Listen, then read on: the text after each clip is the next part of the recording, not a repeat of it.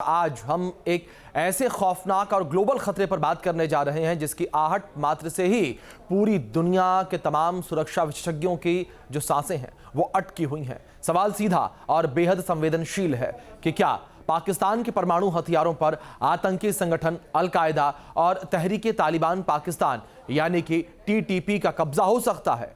यह कोई काल्पनिक आशंका नहीं है बल्कि अमेरिकी रणनीतिक विशेषज्ञों की एक गंभीर चेतावनी है। और अगर ये आशंका सच हो गई तो पाकिस्तान का न्यूक्लियर बम दुनिया की शांति के लिए बड़ा खतरा बन सकता है। रिपोर्ट देखिए।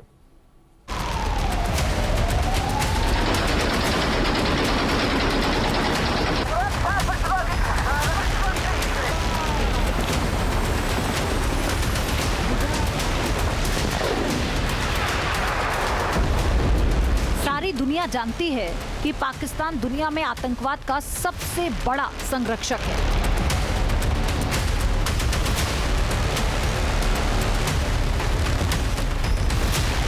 जिस देश ने ओसामा बिन लादेन जैसे दुर्दांत आतंकवादी को अपनी सैन्य छावनी के बगल में बरसों तक छिपा कर रखा, आज वही पाकिस्तान अपने खुद के बोए हुए आस्तीन के सांपों यानी आतंकवाद के डंक से बदहवास है।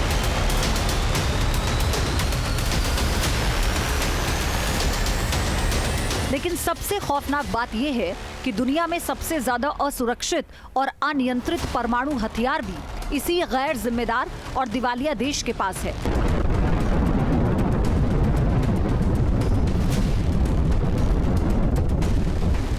पाकिस्तान का परमाणु ढांचा न केवल तकनीकी रूप से संवेदनशील है बल्कि उसके सिक्योरिटी नेटवर्क में भी ऐसे तत्वों की घुसपैठ है जो आतंकी और कट्टरपंथी विचारधारा से जुड़े हैं।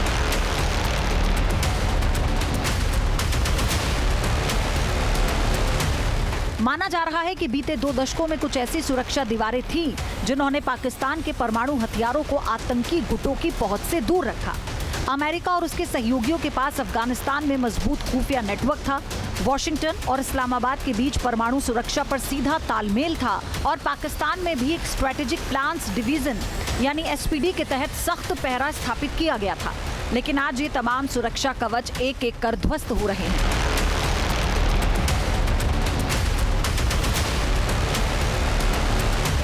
इंटरनेशनल मीडिया रिपोर्ट्स के मुताबिक पाकिस्तान के परमाणु हथियारों की सुरक्षा प्रणाली पर अमेरिका का सीधा नियंत्रण खत्म हो चुका है और अफगानिस्तान एक बार फिर अल-कायदा और टीटीपी का खुला गढ़ बन चुका है। अल-कायदा के लंबे समय से चले आ रहे परमाणु सपने को अब क्षेत्रीय उग्रवादी नेटवर्क का साथ मिल रहा है, जिससे पाकिस्तान के न्यूक्लियर ठिकाने आतंकियों की पहुंच के अंदर आ गए।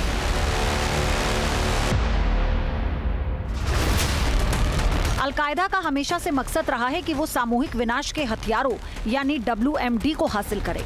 1990 के दशक में ओसामा बिन लादेन ने सार्वजनिक रूप से बयान दर्ज किया था कि परमाणु हथियार हासिल करना उसका धार्मिक कर्तव्य है।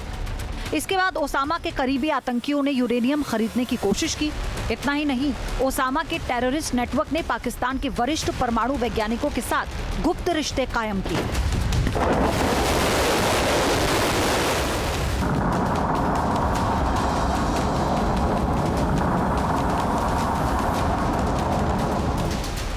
पाकिस्तानी परमाणु तकनीक की तस्करी का इतिहास खुद AQ खान नेटवर्क के जरिए दुनिया देख चुकी है, जिसने साबित किया कि पाकिस्तान तंत्र के भीतर से ही परमाणु डिजाइन, तकनीक और कलपुर्जे बेचे जा सकते हैं। वर्ष 2007 और 2008 में खतरा पाकिस्तान के परमाणु प्रतिष्ठानों के और करीब पहुंच गया, जब टीटीपी और अल-कायदा ने वहां कंटोनमेंट में एक बड़ा आत्मघाती हमला किया। मौजूदा दौर में पाकिस्तान अपने इतिहास के सबसे भीषण आंतरिक और बाहरी दबावों से गुजर रहा है। खैबर पख्तूनख्वा में वो टीटीपी से जूझ रहा है, बलूचिस्तान में बलूच राष्ट्रवादियों और ISIS-K के हमले जारी हैं और पश्चिमी सीमा पर अफगानिस्तान के साथ उसका सीमा पार युद्ध छिड़ चुका है।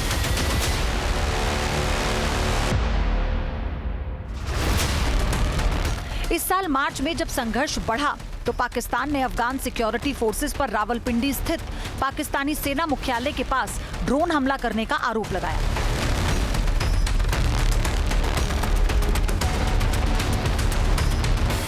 पाकिस्तान का अधिकांश परमाणु ढांचा देश के उत्तर और पश्चिम, इसके अलावा इस्लामाबाद रावलपिंडी कॉरिडोर के इर्द गिर्द केंद्रित है।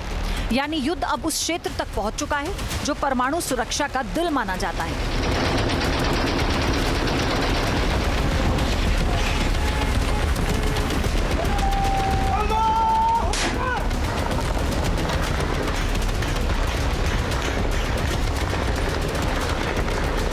पाकिस्तान का परमाणु जखीरा बढ़कर लगभग 170 वॉरहेड्स का हो चुका है और वो ज्यादा मोबाइल यानी एक जगह से दूसरी जगह ले जाने योग्य हथियारों की ओर बढ़ रहा है।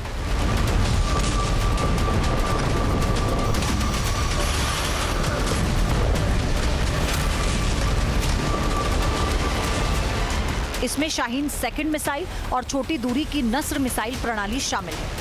जितने ज्यादा मोबाइल और बिखरे हुए हथियार होंगे, उनकी चोरी होने या अनाधिकृत इस्तेमाल का खतरा उतना ही ज्यादा बढ़ जाता है।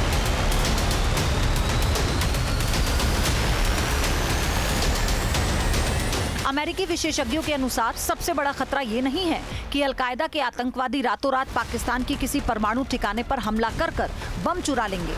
असली और सबसे संभावित खतरा सुरक्षा तंत्र के भीतर बैठे भेदियों से है।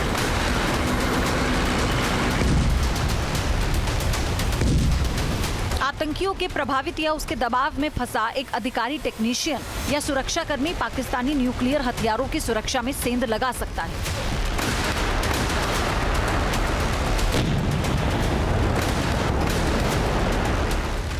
अलकायदा में पाकिस्तानी रक्षा तंत्र में गहराई तक सेंध लगाने की क्षमता है।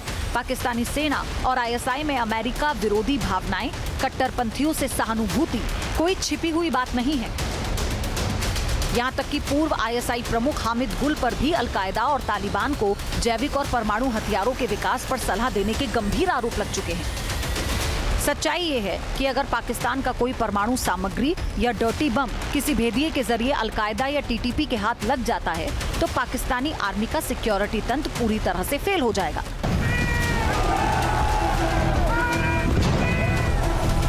पाकिस्तान का परमाणु बम केवल दक्षिण एशिया के लिए ही नहीं, बल्कि पूरी मानवता के लिए जलता हुआ टाइम बॉम्ब बन चुका है। अगर पाकिस्तान के न्यूक्लियर हथियार अलकायदा या टीटीपी के हाथ लग गए, तो पूरी दुनिया पर महाविनाश के बादल मंडरा सकते हैं। Team news nation.